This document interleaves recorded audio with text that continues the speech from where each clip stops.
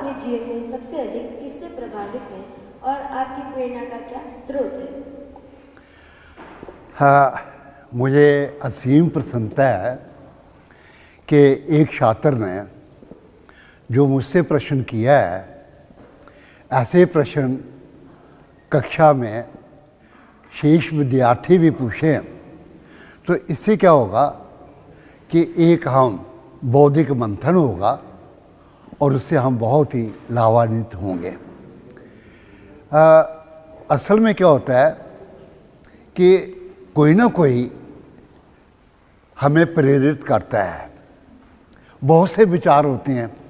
बचपन में मेरे पिता, उनका जो झुकाव था वो अध्यात्मवाद की ओर था। वे चाहते थे कि मैं अध्यात्मवाद की ओर जाऊं, ईश्वर की खोज करूं, भजन कीर्तन करूं। वो भी बहुत भजन कीर्तन करते थे। प्रारंभ में मैं उनसे बहुत प्रेरित था। मैं भी भजन कीर्तन करता था, पूजा पाठ करता था। मेरे एक ताया जी थे, वो जो समझते थे कि मनुष्य का जो जन्म हुआ है वो लक्ष्मी अर्जन के लिए हुआ है।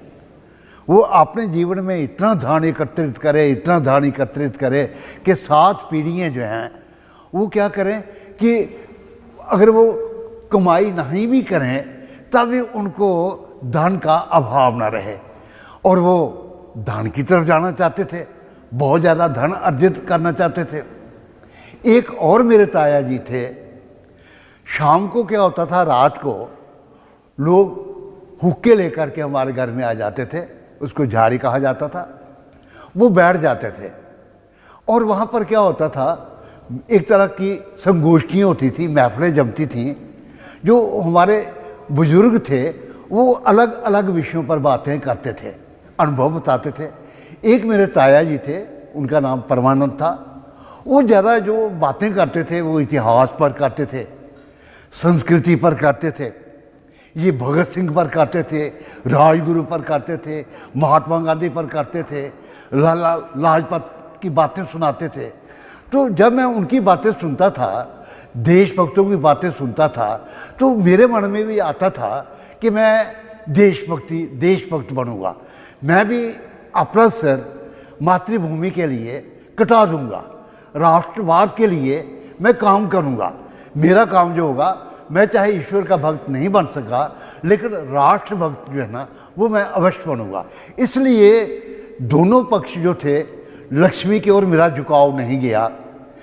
अध्यात्मवाद में जो थोड़ा था वो प्रबल नहीं हुआ, वो दवा ही रहा।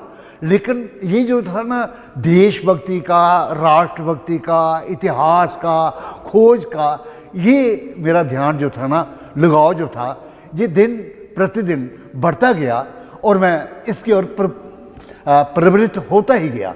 तो इस तरह से सबसे पहले ये बात यह है कि मुझे अपना जो पारिवारिक जो परिवेश मिला था, जो मुझे अपने पूर्वजों से जो कुछ ऐसी समृद्ध उनसे मुझे धरोहर मिली थी, उसी धरोहर को मैंने आगे बढ़ाने का प्रयास किया। जी जी धन्यवाद। अब मैं आपसे जानना चाहूँगा कि आपका पसंदीदा अभिनेता कौन है और उसके किस किरदार ने आपको सबसे अधिक प्रभावित किया है? फिल्मी अभिनेता, उससे मैं प्रभावित नहीं हुआ हूँ। जो ऐतिहासिक अभिनेता थे उनसे मैं अत्यधिक प्रभावित रहा हूँ। मेरी रुचि जो थी वो इतिहास में थी और संस्कृति में थी।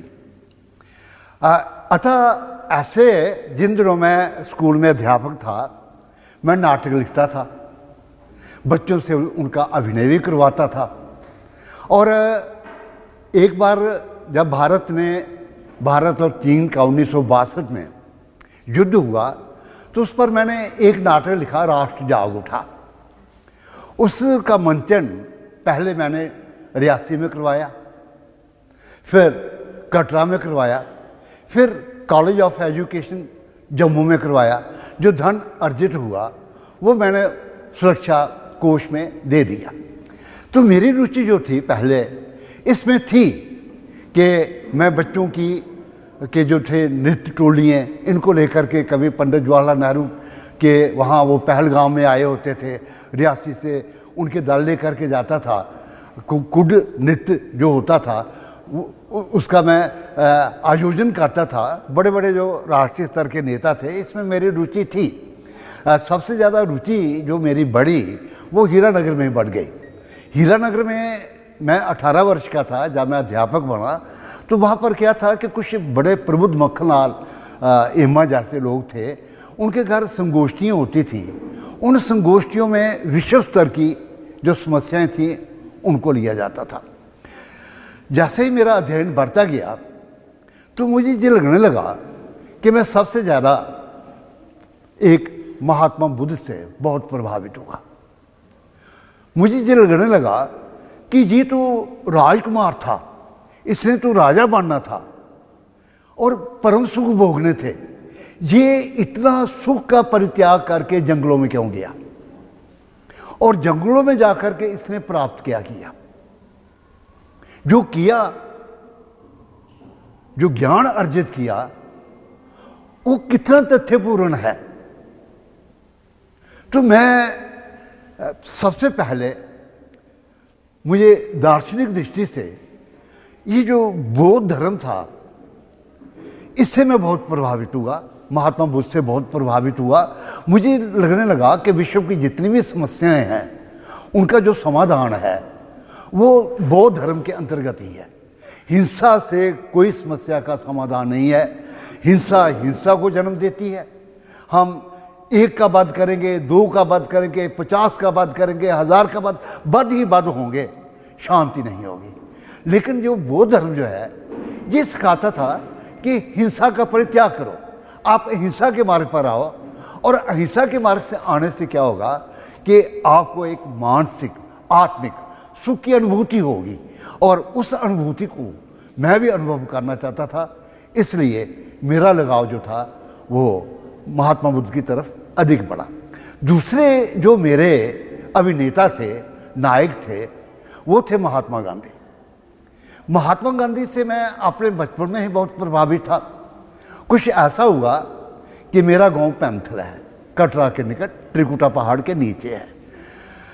1 अगस्त 1947 को महात्मा गांधी श्रीनगर आए। 2 तारीख को भी महात्मा गांधी श्रीनगर रहे। 3 तारीख को महात्मा गांधी श्रीनगर को दोपहर से चले और वो कुद में आकर के रात को रहे। 4 तारीख को महात्मा गांधी जो थे वो कुद से चले, 11 बजे के करीब करीब उधमपुर पहुंचे। वहाँ उन्होंने लोगों को संबोधित किया और 11 बजे के बाद महात्मा गांधी जो है वो उधमपुर से जम्मू की ओर आए। मेरा जो ताया था परमानंद, उसने मुझे कहा डोगरी में, जागता उठ मेरे कन्ने चल, अज मैं तू एक बड़े बड़े महापुरुष के दर्शन कराने। उसने गांव के और किसी लड़के को नहीं कहा, सिर्फ मुझे ही कहा। मैं उनके पीछे पीछे चल पड़ा। वो मुझे पैंथल से मंथल ले आए। वहाँ पर उन्होंने क्या किया कि लोगों को पंक्तियों में खड़ा किया। कुछ लोग एक और खड़े हो गए, कुछ लोग दूसरी ओर खड़े हो गए। जब भी कोई गाड़ी आती थी तो वह उनसे पूछते जाते थे कि बताओ कहाँ हैं गांधी जी, कहाँ पहुँचे? तो वो कहते थे गांधी जी आ रहे हैं, गांधी जी आ रहे हैं।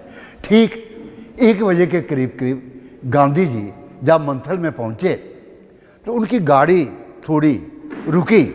तो ताया जो मेरे थे उन्होंने कहा, वो देख राष्ट्र के नायक महात्मा गांधी कार में बैठे हैं, नतमस्तक हो, प्रणाम कर। मैंने गांधी जी को प्रणाम किया। तो उससे क्या हुआ कि मेरे अंदर कुछ ऐसा लगने लगा कि मैं एक बड़े दिव्य आत्मा के दर्शन कर रहा हूँ। उस समय मेरी आयु केवल 9 वर्ष की थी। गांधी जी का बिंब जो था वो मेरे दिमाग में प्रतिबिंबित होने लगा। मुझे गांधी जी अपने आदर्श लगने लगे। फिर कुछ ऐसा हुआ कि मैं बीएड का विद्यार्थी था 1968 में। तो विद्यार्थी के रूप में एक शिविर में मुझे भाग लेने का अवसर मिला। शिविर जो था वो श्रीनगर में आयोजित हुआ। उन दिनों प्रोफेसर शेर सिंह थे, केंद्रीय शिक्षा मंत्री। उनकी बेटी थी उज्ज्वला शर्मा, पत्नी थी अन्नपूर्णा। हम सभी लोग मुझे भेजा गया था गवर्नमेंट कॉलेज ऑफ एजुकेशन की ओर से एक विद्यार्थी के रूप में वहाँ शिविर में भाग लेने के लिए। जब मैं वहाँ गया तो वहाँ जाकर के गांधी दर्शन पर, गांधी चिंतन पर बहुत गहन अध्ययन किया गया। मैंने जो सुब्बाराव वहाँ से आए हुए थे उनके जब भाषण सुने गांधी दर्शन पर तो मैं बहुत प्रभावित हुआ। और दूसरी बात ये मैंने देखी कि उसमें भाग लेने के लिए जो जम्मू के विद्यार्थी गए थे उनमें गुलाम नबी आज़ाद थे, वो उन दिनों 12वीं कक्षा में पढ़ते थे। रमेश मेहता थे जो बाद में सेक्रेटरी बने। तो जम्मू बलराज जी थे। तो ये लोग जो थे वहाँ आयोजन में थे और राष्ट्रीय स्तर का आयोजन था। तो शेर सिंह का जो परिवार था, उनकी जो लड़की थी उज्ज्वला शर्मा, उससे मेरा परिचय हुआ। मुझे ये लगने लगा कि गांधीवाद में एक विश्वव्यापी दर्शन है और इसको मुझे आत्मसात करना चाहिए। सौभाग्य से ये हुआ कि मेरा जो बेटा था बड़ा, उसकी नियुक्ति अहमदाबाद में हुई। तो जब नियुक्ति अहमदाबाद में हुई तो मैं गुजरात विद्यापीठ से जुड़ गया। विद्यापीठ से जुड़ने से ये हुआ तो एक तो मैं साबरमती आश्रम आता जाता रहा। विद्यापीठ में शायद मैं पहला डोगरा था जिससे वहाँ संबोधन करने का अवसर मिला। तो मैं विद्यापीठ में आता जाता रहा। गांधी दर्शन का प्रभाव जो था वो मुझ में पड़ता गया।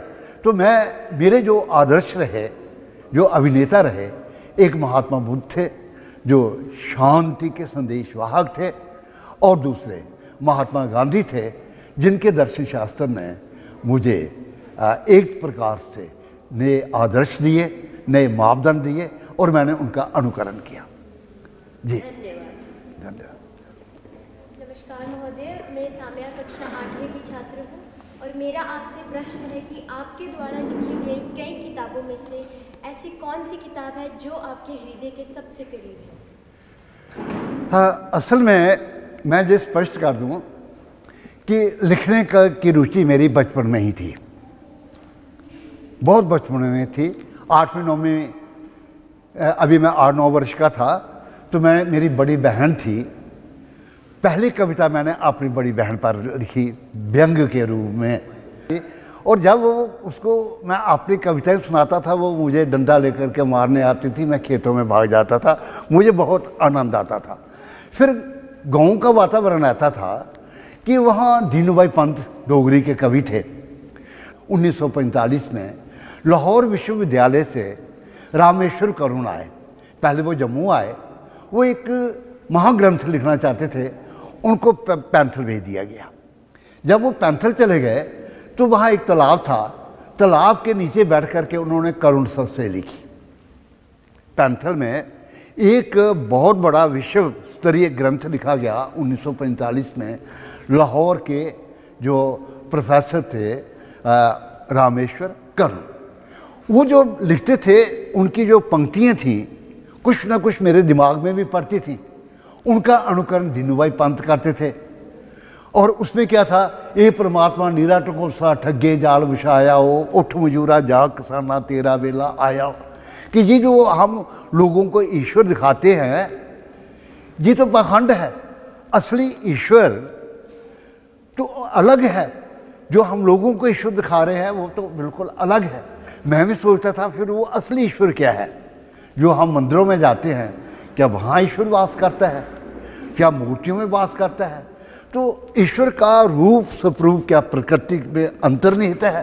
क्या ईश्वर जो है वो अंतरिक्ष में रहता है? स्कूल में मैं 20 वर्ष रहा, वहाँ मैं कहानियाँ, कविताएं, नाटक लिखता रहा। बाद में क्या हुआ कि 56 में मैं स्कूल टीचर बना, 76 में मैं कॉलेज में आया। जब मैं कॉलेज में आया तो मुझे भेजा गया पंजाब विश्वविद्यालय चंडीगढ़ में प्रशिक्षण के लिए। वहाँ मुझे हिमाचल के लोग मिले, वहाँ मुझे उत्तराखंड के लोग मिले। उन्होंने कहा कि आप कहानी लिखना बंद कर दो, कविताएं लिखना बंद कर दो, निबंध लिखना बंद कर दो। फिर मैंने कहा मैंने फिर करना क्या है? वो कहने लगे आप हमारे साथ जुड़ जाओ। हम क्या करेंगे कि पश्चिमी हिमालय पर शोध कार्य करेंगे। शिवानंद नौटियाल उत्तराखंड पर काम करेगा, वंशीराम मोलूराम ठाकुर जो हैं ये हिमाचल पर करेंगे, आप जम्मू क्षेत्र पर करो। मैंने वो कहा क्यों?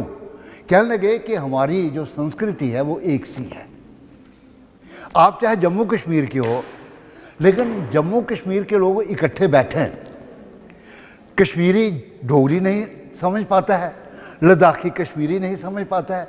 आपका राज्य तो एक है लेकिन संस्कृति एक नहीं है। हम चाहे 3 राज्यों में रहते हैं, हमारी संस्कृति एक है।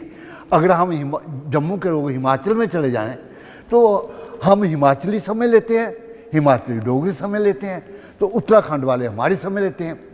उन्होंने मुझे कहा कि आप क्या करो कि इसकी तरफ आ जाओ, संस्कृति और इतिहास की तरफ आ जाओ, हम सभी मिलकर के पश्चिमी हिमालय पर काम करते हैं। मैं उनसे प्रभावित तो नहीं हुआ, घर आया तो उन्होंने मुझे ग्रंथ भेजे। जब ग्रंथ भेजे तो मुझे लगने लगा कि मैं काम कर सकता हूँ। सबसे पहले काम मैंने किया फोकलोर पर, लोक साहित्य पर। लोक साहित्य पर पहली पुस्तक मेरी आई डुगर की लोक गाथाएं, उस पर मुझे बेस्ट बुक अवार्ड मिला। दूसरी पुस्तक मैंने डुगर का लोक साहित्य लिखी, उस पर भी मुझे बेस्ट बुक अवार्ड मिल गया। तो मुझे ये लगने लगा कि ये तो मेरा कार्यक्षेत्र निश्चित हो रहा है। फिर मैं संस्कृति की तरफ आया, मैंने पुस्तक लिखी डुगर की संस्कृति, वो पुस्तक राष्ट्रीय स्तर पर आ गई। मैं चला गया भारतीय दार्शनिक विश्वविद्यालय त्रिचनापल्ली में। विश्वविद्यालय ने क्या किया कि मुझे मंदिर दिखाए दक्षिण भारत के, पुस्तकें भी दी। मैं जहाँ आ गया, जहाँ आकर के मैंने मंदिरों पर किताब लिखना शुरू कर दी, तो मैंने पुस्तक लिख दी डुगर के दुर्ग। मैं महाराष्ट्र में गया, उन्होंने मुझे अजंता अलोरा की गुफाएं दिखाई, तो जब मैं जहाँ वापस लौटा मैंने गुफाएं ढूंढना शुरू कर दी, तो मैंने पुस्तक लिख दी डुगर के गुफा मंदिर। इधर अजंता और अलोरा से भी बहुत बढ़िया प्रकार की गुफाएं हैं। कभी आप पिकनिक पर जाइए प्रमंडल में, वहाँ इंद्रेश्वर है, एक लेटमा पहाड़ी है, उस लेटमा पहाड़ी को काट काट करके उन्होंने गुफाएं बनाई हैं, गुफाओं में बीथी हैं, उनको एक दूसरे के साथ जोड़ा गया है। फिर मैं मगध गया, उन्होंने क्या किया कि बुद्ध धर्म पर किया, तो मैंने क्या किया कि जहाँ आया तो बहुत संस्थान ढूंढे, तो मैंने पुस्तक लिख दी डुगर में बुद्ध मत। पंजाबी यूनिवर्सिटी पटियाला में गया तो वहाँ सूफीज़म पर सेमिनार हुआ, मैंने आते ही जहाँ पर डुगर के दरवेश पुस्तक लिख दी। मैंने एक और वर्कशॉप में भाग लिया, वो भाषा विज्ञान पर थी। वहाँ से लौटने के बाद मैंने पुस्तक लिख दी डुगर का भाषाई परिचय। फिर जब मैं घूमने फिरने लगा मुझे ये लगने लगा हमारे पास इतिहास की प्रमाणित पुस्तक नहीं है। मैंने पुस्तक लिख दी डुगर का इतिहास, ये जम्मू विश्वविद्यालय में संदर्भ ग्रंथ में पढ़ाई जाती है। फिर मैं लगातार लिखता रहा डुगर की समाधियाँ, डुगर के शहीदी स्मारक। फिर मैंने एक एक पक्ष को लेकर के, जहाँ की जल धरोहर को लेकर के, डुगर की नदियाँ, डुगर के शहर, डुगर के तालाब, डुगर की बावड़ियाँ तो इस तरह से मेरा क्रम चलता रहा। अब मेरी इनमें से सर्वश्रेष्ठ पुस्तक कौन सी है, इसका मूल्यांकन मैं आज दिन तक नहीं कर पाया हूँ। मुझे ये लगता है पाठक जो पढ़ते हैं वो मुझे अवश्य कहते हैं कि हमें ये अमूक पुस्तक आपकी अच्छी लगी, ये अमूक पुस्तक अच्छी लगी।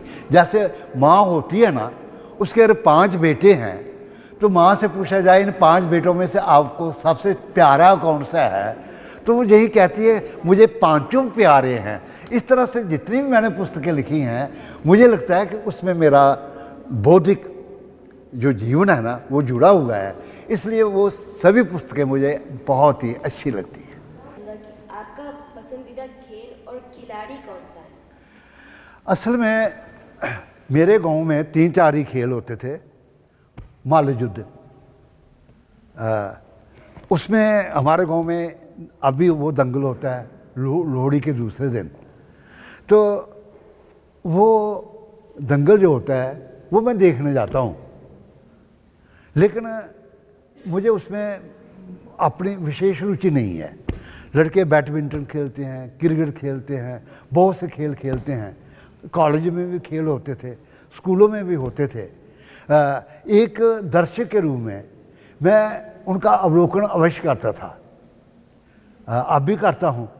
लेकिन मेरा मस्तक जो है ना, मन मस्तक जो है, दिल और दिमाग, उसमें विशेष अभिरुचि मुझे इसमें नहीं रही जितनी मुझे दौड़ने में रही, जितनी रुचि चलने फिरने में रही। जी हाँ। धन्यवाद। और कोई प्रश्न? अब मेरा आपसे आखिरी प्रश्न है कि आज की युवा पीढ़ी के लिए आप क्या संदेश देना चाहते हैं? बहुत सी ऐसी बातें हैं। युवा पीढ़ी संघर्ष से बच रही है। जो हमारी पीढ़ी थी उसने बहुत संघर्ष किया है। जो सुविधाएं आज की पीढ़ी को हैं वो सुविधाएं हमारे समय में नहीं थी। आदमी वही प्रगति करता है जो संघर्ष करता है। जो संघर्षहीन है वो जीवन में सफल नहीं होता, चाहे वो कितने भी उच्च पद पर पहुंच जाए। वो डॉक्टर बन सकता है, इंजीनियर बन सकता है, लेकिन वो आलसी होता है। और आलस का परित्याग वही कर सकता है कि जो क्या करे कि संघर्ष में आए, दौड़ लगाए, इधर भी दौड़े उधर भी दौड़े।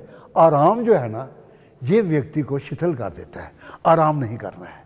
आप दौड़िए, आप पढ़िए, डिबेट कीजिए और प्रयास ये कीजिए कि जितनी कम सुविधाएं आप ले सकते हैं उतनी लें। जितनी आप कम सुविधाएं लेंगे, ये नहीं है कि मैं मेरे पास कार नहीं है, मैंने लेनी भी नहीं है, मेरे पास बहुत सी सुविधाएं हैं लेकिन मैं उनका उपयोग नहीं करना चाहता हूँ। मैं ये समझता हूँ कि अगर मैं ये सुविधाएं लूँगा फिर मैं यात्रा नहीं कर सकता। अगर मैं कार पर बैठ गया, यात्रा करने लगा, फिर मैं पहाड़ नहीं चढ़ पाऊँगा। जैसे आपके स्कूल ने मुझे बुलाया, गाड़ी भेजी तो मैं आ गया। अपनी गाड़ी पर नहीं मैंने आना था, मैंने बस पर ही आना था, मेट्रोडोर पकड़नी थी जहाँ मैंने पहुँच जाना था। तो इस तरह से मुझे वो जीवन जो है ना, अब मान लो कि मैं अगर ये करूं, अगर मैंने जम्मू आना है कार से, तो कम से कम मेरा आने जाने का 2000 रुपया खर्चा होगा। अगर मैं बस में आऊँगा तो मेरा खर्चा 200 रुपया होगा, मेरा बचेगा 1800। 10 अगर मैं चक्कर लगाऊंगा मेरा बचा 18,000। मेरी किताब छपने इस ढंग से छप जाएगी। जो मैंने सुविधा लेनी थी वो मैंने छोड़ दी, जो पैसा बचा वो मैंने पुस्तकों में लिया, पुस्तकों में लिया, मैंने पुस्तकें बांट दी। तो इससे मुझे खुशी हुई कि जो मेरा लेखन था वो मैंने दूसरे लोगों तक पहुंचाया है। तो इस तरह से कम पैसे से भी ये सोचना कि मेरे पास पैसा ही होगा तभी मैं ये कर सकता हूँ, नहीं, आप थोड़े से पैसे से भी कर सकते हो, चल सकता है काम, बिल्कुल। जी हाँ। धन्यवाद महोदय, आपसे रूबरू होकर हमें अति प्रसन्नता हुई और ये हम सबका सौभाग्य है कि आज हमें आपके द्वारा बहुत सा ज्ञान प्राप्त हुआ। बहुत बहुत धन्यवाद।